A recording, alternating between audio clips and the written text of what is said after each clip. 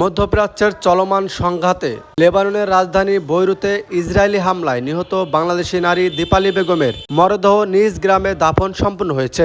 আজ শুক্রবার সকাল 10টায় ফরিদপুরের চরবদাসন উপজেলার চরসালেপুর মুন্সিরচর বাজার ঈদগাহ মাঠে তার জানাজা অনুষ্ঠিত হয়। পরে উপজেলার মোল্লারডাঙ্গি গ্রামে বাবার নিজস্ব জমিতে তাকে দাফন সম্পন্ন করা হয়। এর আগে সকাল 8:30টার দিকে দীপালির মরদেহ চরহাজিগঞ্জ ইউনিয়নের পূর্ব সালেপুর মুন্সিরচর গ্রামে পৌঁছায়।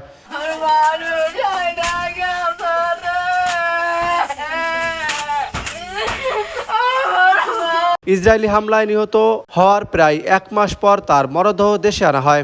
নিহত দীপালি বেগম উপজেলার মোল্লারডাঙ্গি গ্রামের দরিদ্র দিনমজুর শেখ মোফাজ্জলের মেয়ে। পরিবারে 5 সন্তানের মধ্যে তিনি ছিলেন বড়। 3 বোন ও 2 ভাইয়ের মধ্যে দীপালি ছিলেন অবিবাহিত। পারিবারিক সূত্রে জানা যায়, দারিদ্র্য দূর করতে 2011 সালে মাত্র 19 বছর বয়সে তিনি লেবাননে পাড়ি জমান। প্রবাসে উপার্জিত অর্থ দিয়েই দীর্ঘদিন ধরে পরিবারের ভরণ পোষণ চালিয়ে আসছিলেন। গত 8 এপ্রিল লেবাননের রাজধানী বৈরুতে হামরা এলাকায় কর্মস্থলে মিসাইল হামলার শিকার হন দীপালি। সে সময় তিনি তার নিয়োগকর্তা কফিল পরিবারের সঙ্গে অবস্থান করছিলেন। হামলায় কফিল পরিবারের সদস্যরাও নিহত হন। পরে তার মরদেহ বৈরুতে রফিক হারেরি হাসপাতালে মর্গে রাখা হয়। বিভিন্ন প্রশাসনিক ও কূটনৈতিক প্রক্রিয়া শেষে বৃহস্পতিবার রাত 11:30টার দিকে তার মরদেহ ঢাকার হজরত শাহজালাল আন্তর্জাতিক বিমানবন্দরে পৌঁছায়। দূতাবাসের পক্ষ থেকে সার্টিফাইড পুলিশ রিপোর্ট ও মরদেহ পাঠানোর অনুমতিপত্র সহ প্রয়োজনীয় সব প্রক্রিয়া সম্পন্ন করা হয়। বিমানবন্দরে পররাষ্ট্র প্রতিমন্ত্রী শামাওয়াত ইসলাম এবং প্রবাসী কল্যাণ মন্ত্রণালয়ের ভারপ্রাপ্ত সচিব আহমদুল হক উপস্থিত থেকে মরদেহ গ্রহণ করেন।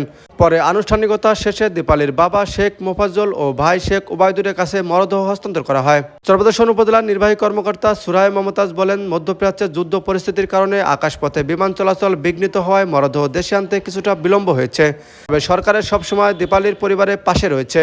জানা যায়, প্রবাসী কল্যাণ ও বৈদেশিক কর্মসংস্থান কার্যালয়ের সহকারী পরিচালক মোহাম্মদ আসিফ সিদ্দিকী, উপজেলা সহকারী কমিশনার ভূমি জায়েদ হোসেন সহ স্থানীয় গণ্যমান্য ব্যক্তিরা উপস্থিত ছিলেন।